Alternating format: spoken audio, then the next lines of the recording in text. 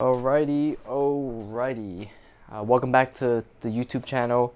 Of course, as you can see from the title in today's video, I'm gonna give you guys my opinion about the movie Game Changers. And to be honest, I was not gonna watch the movie at all because I kind of knew how it's gonna turn out, and I kind of knew what my opinion was already because I've seen movies in the past on Netflix, such as What the Hell.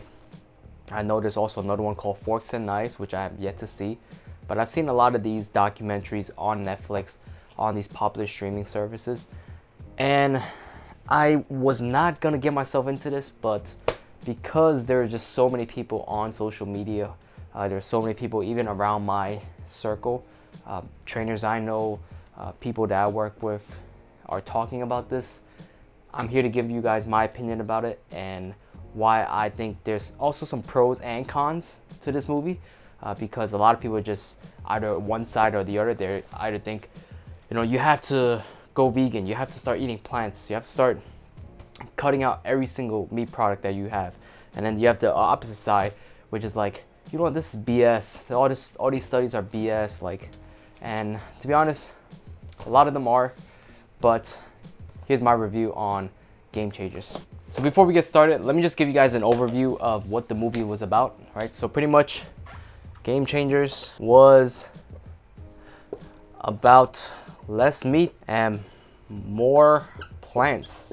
That's the gist of the documentary. For those of you who've never seen it before, it got promoted by Arnold Schwarzenegger. It got promoted by a ton of these vegan athletes who went vegan and plant-based as well.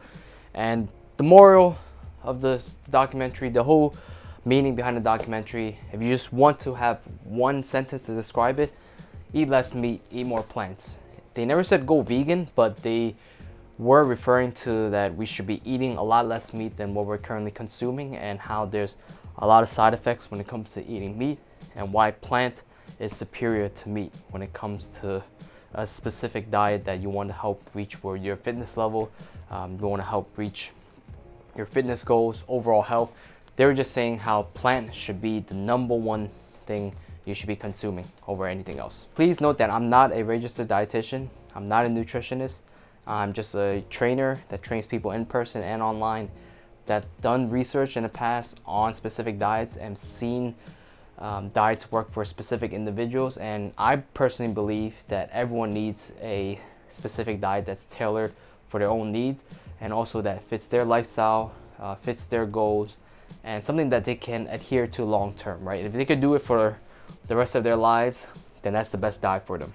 So they're targeting individuals who are consuming meat currently and trying to get them to switch over and to consuming a lot more plants than they are consuming meat. So the first example they gave was the UFC fight, right? The UFC fight with Conor McGregor and Diaz. Right, for those of you who don't know, these two fought in the past, actually twice, but in this film, they only described one incident that occurred. So the first time they fought, McGregor versus Diaz, he pretty much said, I was eating 2 steaks a day, the week prior, and Nate Diaz is a plant-based diet person, right? So, and Nate Diaz, of course, won that first fight, and McGregor lost. So they kind of just cut that clip and used that specific phrase that he said, and pretty much said, I was eating 2 steaks a day.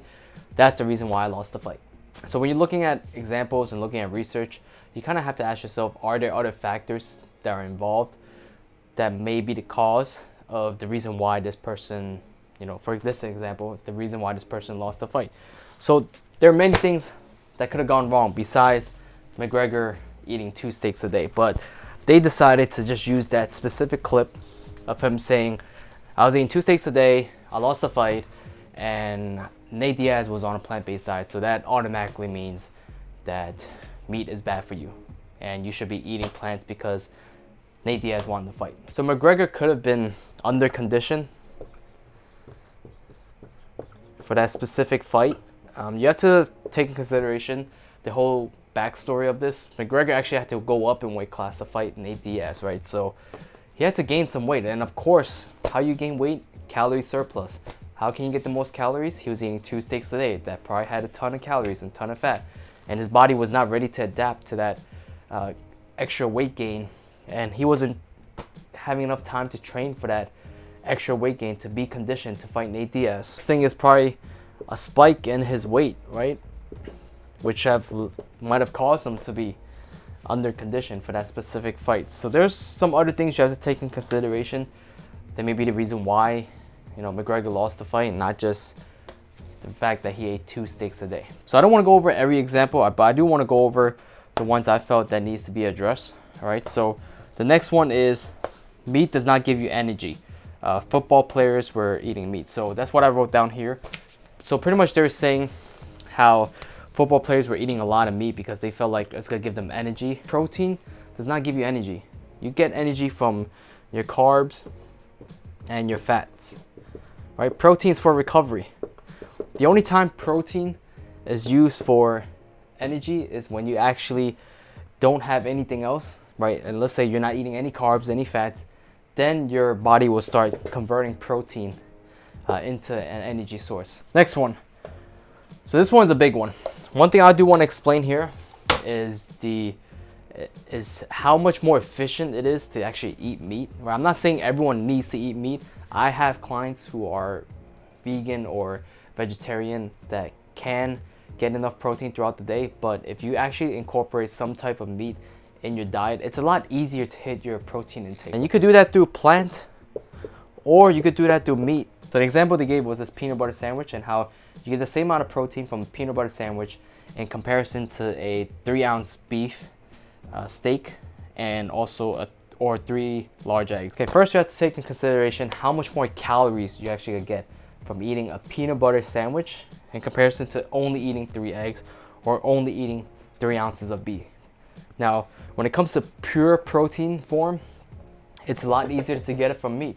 I have clients tell me all the time, one I currently work with, she tells me it's very difficult for me to get all my protein without the extra calories, right? When she just wants protein. Okay, so let's move on to the next example that it gave. So this last example I'm gonna go over is explaining the anecdotes that they use from these Olympic athletes and also this strongmen.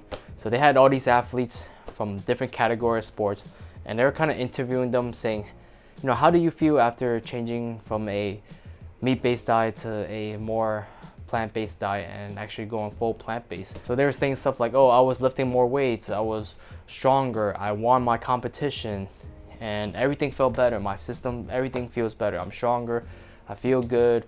And you have to keep in mind, this is kind of the same example as the McGregor and the Nate Diaz. Is the fact that you're just using anecdotes and not consider everything else, such as their training, right, might have been a lot better, right? So for example, if they went plant-based 5 years ago, that's 5 years of training that they had on top of the plant-based that they switched over to. So also you have to think of awareness, right? If they switched over to plant-based specifically, they're probably eating more greens, right? More greens, which a lot of people are lacking. So that's where gonna be a main takeaway that I'm gonna go over, is that many people who probably switch from a regular diet to more of a plant-based diet, they're just having more awareness. They're having this awareness of eating whole foods and eating less processed stuff. So when they actually go out to these restaurants or go out to eat, and if you're a plant-based diet person, you know, you can't just order fried chicken. You can't just order a hamburger. Once again, these are anecdotes. It's just asking the person, you know, how he or she felt after going plant-based. That's like asking me how I felt after taking a vitamin, right? I could say I feel great. That doesn't mean it was because the vitamin that actually made me feel good. Maybe it was because I was more aware of my health. You know, maybe the doctor said, you know, you have this health condition that you have to take care of now. So I'm actually watching what I eat. I'm actually going to bed earlier, and I'm actually working out more because I want to get rid of this health condition. So that's the same thing when it comes to these athletes that they were interviewing. You know, if they went over to plant-based, they just probably had more awareness of what they were eating. They're more conscious of choosing more nutrient-dense foods, and also that training. Especially a lot of these athletes, they're saying like, oh, I switched over 5 years ago.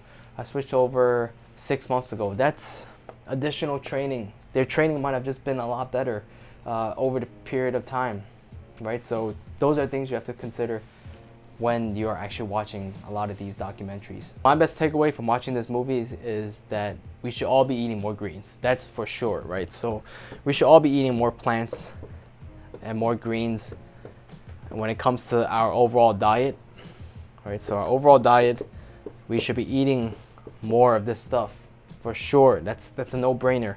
I think a lot of people forget to eat greens, and they think that, you know, if I just have 3 carrots, if I just have 3 broccoli for the day, that's enough greens for the day. A lot of us probably aren't consuming enough greens, and also a variety of greens, right? So make sure you consume a ton of variety. Think about eating the rainbow when it comes to your diet. Are you having different colors? Are you having stuff like red peppers, green peppers, you know, yellow peppers? Are you having stuff like purple onions? Are you stuff have like white onions? Or are you having things like sweet potato, which is orange? So the main takeaway message here after watching that movie for a lot of people is, if you're actually not eating enough greens, then increase that, right? I don't think you necessarily have to kind of cut out all your meat product. Maybe some of you have to. Maybe some of you have to decrease a little bit of it because it's causing some type of health issues for you. But in reality, a lot of it is because we hold extra fat, and if we're a little overweight, having extra body fat and being in a body fat percentage that is not healthy for us, that's the reason why we have a lot of these health issues. So make sure you eat enough greens, make sure you eat enough plants.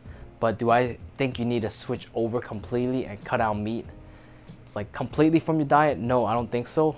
But if you want to reduce a little bit of that meat intake and try to include more plants and greens, I think that's amazing for a lot of people.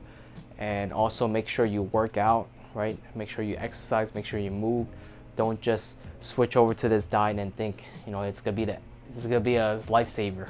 Also have to consider that there are other diets out there besides the one they promoted here in Game Changers. There's stuff such as the carnivore diet, where people only eat meat. Right? It's complete opposite of this movie's objective. There's a ton of diets out there. There's diets such as the keto diet, right, where you're barely eating any carbs, and a majority of your macronutrients are coming from fats and protein, right? And a lot of people love that diet. A lot of people use that diet, and it's a lifestyle for them. So there's a ton of diets out there. Don't just look at this movie and think you have to be plant-based, and you think that this is gonna be a game, quote-unquote, game-changing diet for a lot of people, and it's not, right? So just find what works for you. Test out different diets. If you want to go plant-based for a little bit, just see how you feel. Go ahead. So remember, don't look at nutrition from a small little microscope. Remember, nutrition should be seen as a whole.